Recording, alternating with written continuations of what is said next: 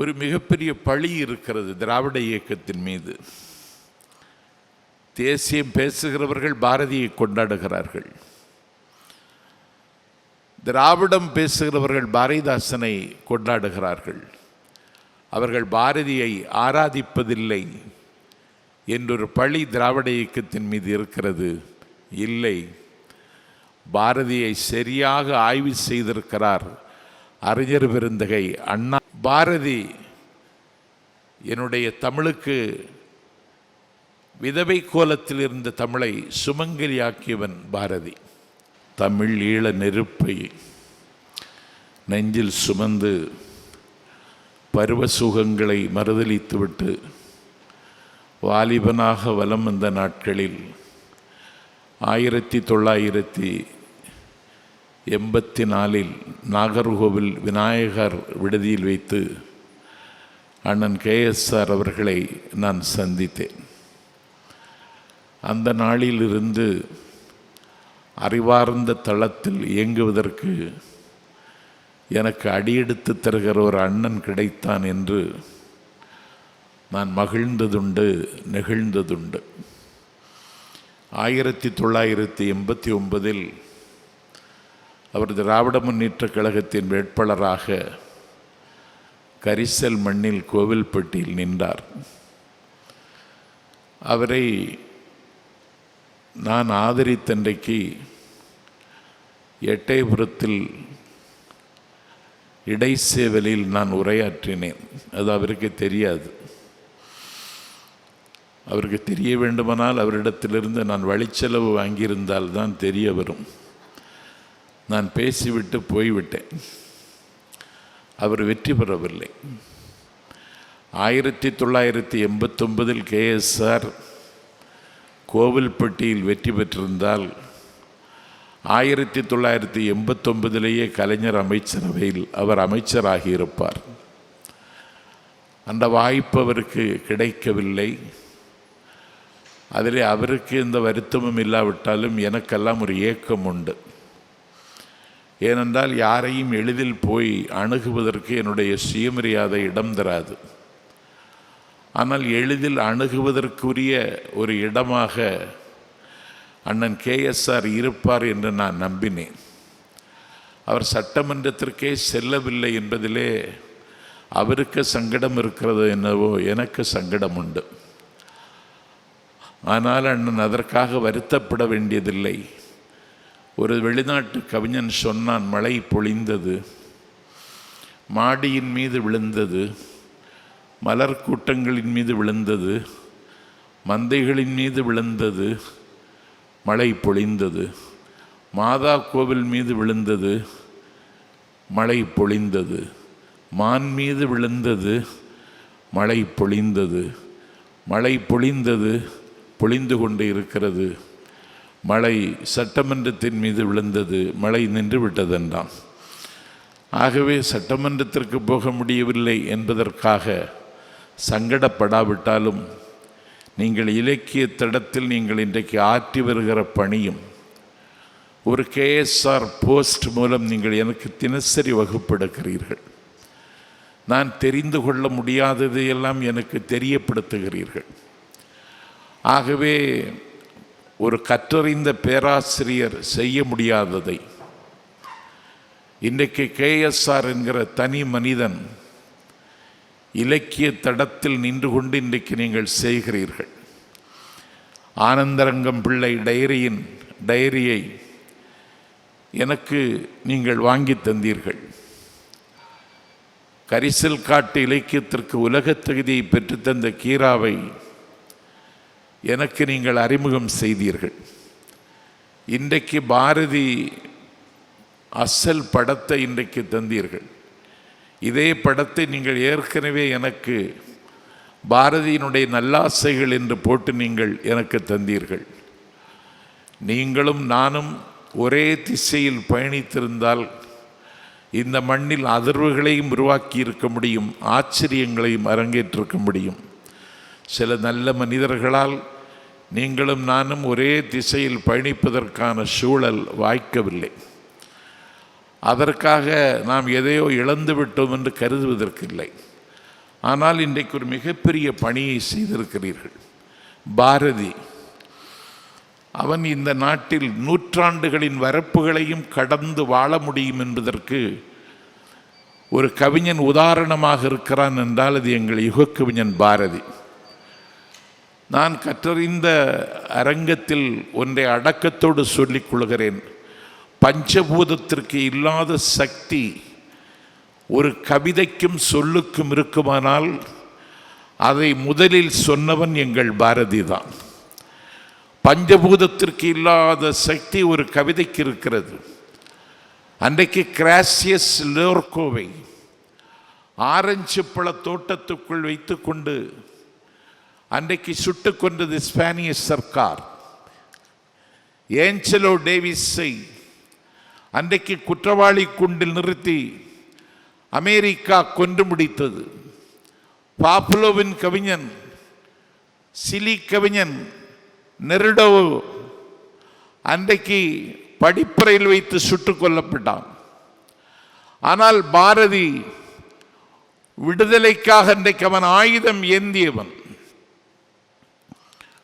பாரதியினுடைய பாடுபொருளும் அவனுடைய பேசும் பொருளும் எந்த தளத்திலும் அவன் கொண்டு வந்து சேர்க்க முடியும். ஏனென்றால் கவிதை எழுதுகிறவர்கள் கவிஞர்களாக இருக்கலாம், ஆனால் கவிதை எழுதுகிறவர்கள் அறிஞர்களாக இருக்க முடியாது. கவிதை எழுதுகிறவர்களில் அறிஞர்களாக இருந்தவன் பாரதி. அதனால்தான் பாரதிதாசனை அவன் ஆட்கொண்டான். பாரதி அவனை சிந்துக்கு தந்தை என்றான், குவிக்கும் கவிதை குயில் என்றான், நீடுதுயில் நீக்க பாடி வந்த நிலவென்றான், அறம்பாட வந்த அறிஞன் என்றான், திறம்பாட வந்த மறவன் என்றான். என்னை கேட்டால் தமிழ் இலக்கிய வரலாற்றில் தமிழை முறையாக எழுத்து எண்ணி படித்தவன் பாரதிதாசன். அந்த பாரதிதாசன் சுப்ரத்தினம் இவனை ஆசானாக ஏற்றுக்கொண்டான்.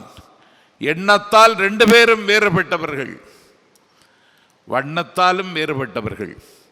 எண்ணத்தாலும் வண்ணத்தாலும் வேறுபட்டாலும் பாரதியை அவன் ஆசானாக ஏற்றுக்கொண்டான் என்றால் அவனுடைய கவிதைக்காக ஏற்றுக்கொண்டான்.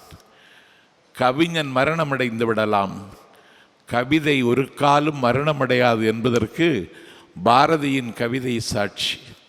பாரதியை நான் மாணவிகளுக்கு சொல்லுகிறேன், பாரதியை நீங்கள் சரியாக புரிந்து கொள்ள வேண்டுமானால், தெரிந்து கொள்ள வேண்டுமானால் பாரதியினுடைய உரைநடையை படிக்க வேண்டும்.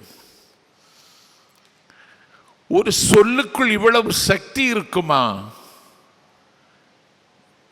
அந்தாதி பார்த்து அந்தாதியையும், கலம்பகம் பார்த்து கலம்பகத்தையும், நிகண்டை பார்த்து நிகண்டையும் நெசவு செய்து கொண்டிருந்த தமிழ் திரையில் ஒரு புதிய பட்டு சேலையை நெய்து தந்தவன் எங்கள் பாரதி.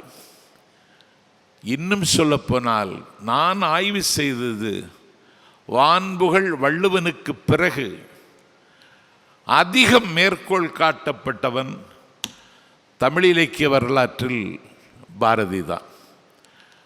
வான்புகழ் வள்ளுவனுக்கு பிறகு அதிக மேற்கோள் காட்டப்பட்டான். 1984 ஈழத்தமிழர் பிரச்சனை, குட்டிமணியும் ஜெகனும் வெலிக்கடை சிறைச்சாலையில் கண்கள் பிடுங்கப்பட்டு அன்றைக்கு கொல்லப்பட்டு தமிழகம் அன்றைக்கு தணலாக சிவந்து கிடந்த காலத்தில் நான் மேடை ஏறியவன். நான் அன்றைக்கு நான் பேசுவதற்கு எனக்கு அடியெடுத்து தந்தவன் பாரதி தான். கரும்பு தோட்டத்திலே என்று அவன் அன்றைக்கு எழுதிய கவிதையை நான் கடகடவென்று அந்த கூட்டத்தில் ஒப்புவித்தேன். நான் நன்றாக பேசியதாக கைதட்டினார்கள். ஆனால் அது எட்டயபுரத்திற்கு போய் சேர வேண்டியது என்பது கைதட்டியவனுக்கு தெரியாது. அந்த கரும்பு தோட்டத்தில் அந்த கவிதை தான் எனக்கு முதல் கவிதை. எனக்கு நான் கல்லூரியில் மாணவனாக இருக்கிற பொழுது எனக்கு புதுமுக வகுப்பில் பாஞ்சாலி சபதம் எனக்கு பாடமாக இருந்தது. நான் பாரதியை தேடத் தொடங்கியதும், பாரதியை ஆயத் தொடங்கியதும் அதற்கு பிறகுதான். பாஞ்சாலியை சூதுக்கு பணயமாக வைக்கிறார்கள். அப்பொழுது அவன் சொல்லுகிறான், செருப்புக்கு தோல் வேண்டியே இங்கு கொல்வரோ ஒரு செல்வக் குழந்தையினை என்று கேட்டான். நீள் விட்ட பொன் மாளிகை கட்டி பேயினை நேர்ந்து குடியேற்றுதல் போல், ஆள் விற்று பொன் வாங்கியவர் செய்த பூனை ஆந்தைக்கு கட்டி மகிழ்வதை போல், கோயில் பூசை செய்வோர் சிலையை கொண்டு விற்றல் போலும், வாயில் காத்து நிற்போன் வீட்டை வைத்திழத்தல் போலும் என்று அவன் பயன்படுத்துகிற உவமை தமிழுக்கு புதிது. சொல் புதிது, பொருள் புதிது. அவன் விளைவித்த வயலில் நெல் புதிது, தமிழ் களத்தில் அவன் ஏந்திய வில் புதிது. எத்தனை நூற்றாண்டுகளுக்கு பிறகு, ஒரு நூற்றாண்டுகளுக்கு பிறகு, வள்ளலாரின் காலத்திற்கு பிறகு தமிழ் கவிதையை ஒரு புதிய திசைக்கு அவன் மடை மாற்றினான். காலா, என் அருகே வாடா, சற்றே உனை மிதிக்கிறேன், வேலாயுத விருதினை மனதிற் பதிக்கிறேன், நல்ல வேதாந்த முறைத்த ஞானியர்தமை எண்ணி துதிக்கிறேன் என்று காலனுக்கு சவால் விட்டவன். ஒரு திருவல்லிக்கேணி யானை அவனை தின்று தீர்த்து விட்டது. ஏனென்றால் அவன் கரும்பாக இருந்தான். யானைக்கு கரும்பு பிடிக்கும், அதுவும் தமிழ் கரும்பாக இருந்தான். யானை அவனை தின்று தீர்த்து விட்டது. ஒரு யுகங்களை தாண்டி தமிழ் இலக்கிய வரலாற்றில் ஒரு கவிஞன் வாழ்வான் என்பதற்கு அவன் மட்டுமே இன்றைக்கு அவன் நிரந்தரமாக இருக்கிறான். எல்லா கவிஞர்களும் அவனை மேற்கோள் காட்டுகிறார்கள், எல்லா கவிஞர்களும் அவனை பின்பற்றுகிறார்கள். நான் முத்துத்தீவு என்று சொல்லக்கூடிய பஹ்ரைனில் பாரதி தமிழ்ச்சங்கத்தில் பேச போயிருந்த பொழுது அங்கே ஒரு ஆய்வு மாணவர் பாரதி கவிதைகளில் கவர்ந்த ஒரு வரியை சொல்லுங்கள் என்னிடத்தில் கேட்டார். நான் நீதியரசரை வைத்துக்கொண்டு சொல்லுகிறேன், பாரதி கவிதைகளில் என்னை கவர்ந்த ஒரு வரியா? யோசித்து விட்டு சொன்னேன், நந்தனை போல் ஒரு பார்ப்பான் உண்டோ என்று கேட்டான். பாரதியின் கவிதையிலேயே உயர்ந்த வரி அதுதான். நந்தனை போல் ஒரு பார்ப்பான் உண்டோ என்று பாரதி கேட்டான். இப்படி ஒரு சமூக, ஒரு தேச விடுதலையை பேச வந்த பாரதி சமூக விடுதலைக்கு முகம் தந்தான். ஒரு பெண்ணடிமைத்தனத்திற்கு முற்றுப்புள்ளி வைக்க வேண்டும் என்று சொல்லி கவிதையை அந்த தளத்திற்கு அவன் இட்டு சென்றான். அவன் தமிழ் கவிஞனாக இருந்த காரணத்தினால் அவன் தகுதி வானம் வரைக்கும் போய் சேரவில்லை. பாரதியால் தமிழ் தகுதி பெற்றதும் தமிழால் பாரதி தகுதி பெற்றதும் என்று பாவேந்தன் அவனை கொண்டாடுவான். அந்த பாரதியை சரியாக புரிந்து கொள்வதற்கு நிறைய வாசிக்க வேண்டும். நான் வாசித்து கொண்டு இருக்கிறேன். ஆனால் இனி எதையும் வாசிக்க வேண்டாம் சம்பத், நானே உனக்கு தந்து விடுகிறேன் என்று 113 புதையல்களை தொகுத்து அண்ணன் KSR ஒரு புத்தகமாக இங்கே தந்திருக்கிறார். படிக்க படிக்க நேற்று நள்ளிரவு தான் எனக்கு இந்த புத்தகம் கிடைத்தது. அறிஞர் அண்ணா ஒரு மிகப்பெரிய பழி இருக்கிறது திராவிட இயக்கத்தின் மீது. தேசியம் பேசுகிறவர்கள் பாரதியை கொண்டாடுகிறார்கள், திராவிடம் பேசுகிறவர்கள் பாரதிதாசனை கொண்டாடுகிறார்கள். அவர்கள் பாரதியை ஆராதிப்பதில்லை என்றொரு பழி திராவிட இயக்கத்தின் மீது இருக்கிறது. இல்லை, பாரதியை சரியாக ஆய்வு செய்திருக்கிறார் அறிஞர் பெருந்தகை அண்ணா என்பதற்கு அந்த அண்ணாவின் கட்டுரையை கண்டெடுத்து இந்த புத்தகத்தில் பதிவு செய்திருக்கிறார். பெருந்தலைவர் காமராஜர் இதய ஒலி என்று போட்டிருக்கிறார். ஆங்கிலத்தோடு அருந்தமிழும் நிலை கொண்டுணர்ந்த பேராசிரியர் சீனிவாசராகவன் பாரதியினுடைய காணி நிலம் வேண்டும் பாட்டை இங்கே இந்த புத்தகத்தில் பதிவு செய்திருக்கிறார். அக்கரகாரத்து அதிசய மனிதர் வாரா, பரலீசு நெல்லையப்பர், இப்படி தமிழ் இலக்கிய வரலாற்றில் தமிழ் தளத்தில் 1000 பிறை கண்ட பெருமக்களினுடைய அற்புதமான படைப்புகளை எல்லாம் தேடி தேடி தொகுத்து அவர் பிறந்த நாளில் இன்றைக்கு கொண்டு வர வேண்டும் என்று சொல்லி அந்த முயற்சிக்கு முகம் தர எவ்வளவு தூரம் என் அண்ணன் KSR ஓடியிருப்பார், தேடியிருப்பார் என்று நினைக்கிற பொழுது மீண்டும் தமிழுக்கு ஒரு ஊவேசா கிடைத்து விட்டார் என்கிற மகிழ்ச்சியோடு உங்கள் முன்னால் நான் இருக்கிறேன். அன்றைக்கு சாகா வரம்பற்ற சங்க இலக்கியங்களை தொகுப்பதற்கு அன்றைக்கு ஊவேசா ஊரெல்லாம் சுற்றி வந்தார்.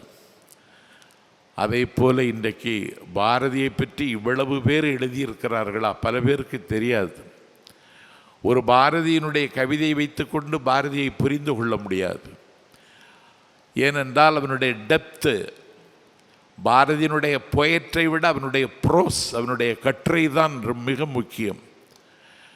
அந்த கட்டுரையை படித்தவர்களும் கவிதையை படித்தவர்களும் தான் இதிலே கட்டுரை தந்திருக்கிறார்கள். பாரதியினுடைய கவிதையை படித்து மட்டும் நாம் பாரதியை புரிந்து கொள்ள முடியாது.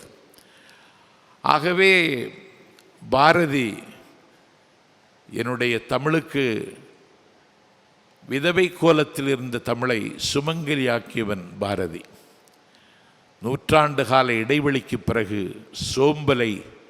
தமிழின் சோம்பலை முறித்தவன் பாரதி.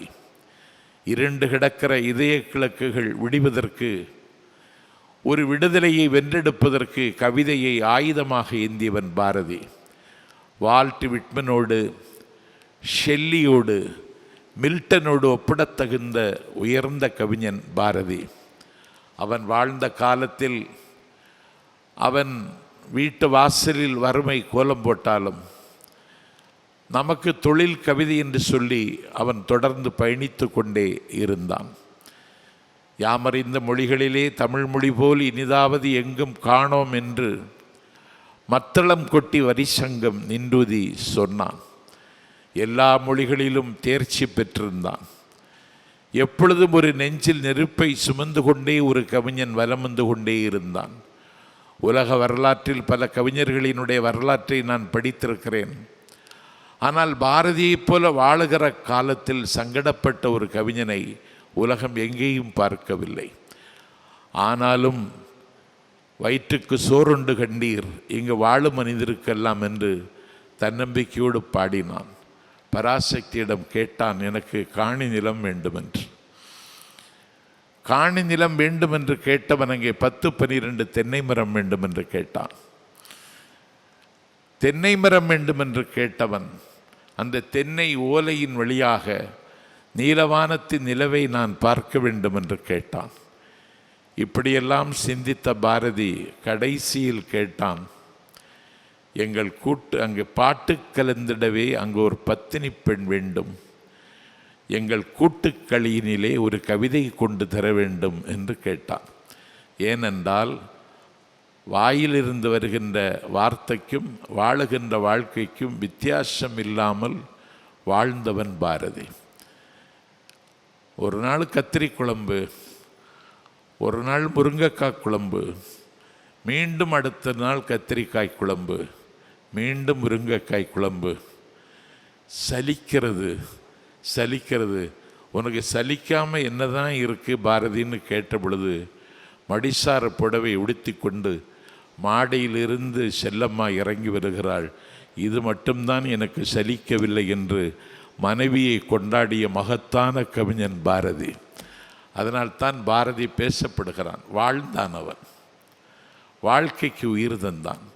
அந்த மகத்தான கவிஞனை பற்றி 113 அறிஞர்கள் எழுதிய எல்லாவற்றையும் தேடி அன்றைக்கு ஊவேசா செய்ததை இன்றைக்கு KSR அண்ணன் அவர்கள் செய்து தந்திருக்கிறார்கள். நான் KSR அவர்களுக்கு அடக்கத்தோடு சொல்லிக்கொள்வேன், உங்களுக்கு இன்னும் ஒரு இன்னிங்ஸ் இருக்கிறது. அது எப்போது வரும், எப்படி வரும் என்று எனக்கு சொல்ல தெரியவில்லை. ஒரு கவிஞனுடைய பிறந்த நாளில் சொல்லுகிறேன். ஏனென்றால் பாரதிக்கு இருக்கிற பெருமை, அவன் அடிமையாகவே பிறந்தவன், அடிமையாகவே மறைந்தவன். அடிமையாகவே பிறந்தும் அடிமையாகவே மறைந்தும் ஆன்ம சுதந்திர கீதம் இசைத்தவன். அவன் ஆடுவோமே பள்ளு பாடுவோமே என்று சொல்லுகிற பொழுது சுதந்திரம் எங்களுக்கு வரவில்லை. ஆனால் அடிமையாகவே பிறந்தும் அடிமையாகவே மறைந்தும் ஆன்ம சுதந்திரம் கீதம் இசைத்த பாரதியின் விழாவில் பாரதிக்கான இப்படி ஒரு மகத்தான கருவூலத்தை தந்த KSR அவர்களுக்கு இன்னும் ஒரு இன்னிங்ஸ் இருக்கிறது. அது எங்கே இருக்கிறது என்று கண்டுபிடிக்க மீண்டும் பாரதியைத்தான் தேட வேண்டியது இருக்கிறது என்கிற காரணத்தினால் பாரதியை தேடுங்கள், பாரதியை கொண்டாடுங்கள். பாரதியை கொண்டாட கொண்டாட வழக்கறிஞர் சாந்தகுமாரி சொன்னதைப் போல KSRக்கு என்ன வயசாச்சுன்னு தெரியலையேன்னு அவங்க சங்கடப்பட்டாங்க. ஏன்னா அவ்வளவு அனுபவங்களை KSR போஸ்டில் அவர் பதிவு செய்கிறார். இது எப்படி எடுக்கிறாருன்னு எனக்கே ஆச்சரியமாக இருக்கும். நானே எல்லாத்தையும் தேடுவேன். ஆனால் KSR எப்படியோ எடுத்து KSR போஸ்டில் டெய்லி போட்டுருவார். நான் அதை டெய்லி படித்து ஆச்சரியத்தில் மூழ்குவேன். அன்றைக்கி ஏதோ ஒரு குறை இருக்கே, அது எப்படி போக முடியும் அப்படின்னு நானே யோசிப்பேன். ஆனால் உண்பது நாளி உடுப்பவை ரெண்டே. இதுதான் வாழ்க்கை. நாம் எல்லோருமே டிரான்சிட் பேசஞ்சர்ஸ். இந்த உலகத்திற்கு வருகிறோம், இந்த உலகத்திலிருந்து விடைபெற்று சென்று விடுகிறோம். இடைப்பட்ட காலத்தில் ஏன் நீங்கள் இந்த நைஜீரிய மன்னர் மாதிரி இருக்கக்கூடாதா? அபிசீனிய மன்னனை மாதிரி இருக்கக்கூடாதா? இத்தாலிய பேரரசை போல நீங்கள் அனுபவிக்கக்கூடாதான்னு நபிநாதரிடம் கேட்டார்கள். நபிநாதர் சொன்னார், இந்த மரத்தின் நிழலில் அதை அனுபவித்து விட்டு போகிறான் பத்தியா, அவனுக்கும் மரத்துக்கும் இருக்கிற உறவு தான் எனக்கும் உலகத்துக்கும் இருக்கிற உறவென்றார். அந்த உலகத்தில் நீங்களும் நானும் இருக்கிறோம். இந்த உலகம் உங்களை என்றைக்கும் நினைவில் வைத்து கொள்ளும் என்கிற வகையில் ஒரு மகத்தான படைப்பை தந்திருக்கிற நீங்கள் இன்னும் பல படைப்புகளை தர காலமகள் உங்களை அனுமதிப்பாள். அதற்காக காலமகளை யாசிக்கிறேன், அதையே யோசிக்கிறேன். இந்த வாய்ப்பிற்கு நன்றி சொல்லி விடைபெறுகிறேன். நன்றி, வணக்கம்.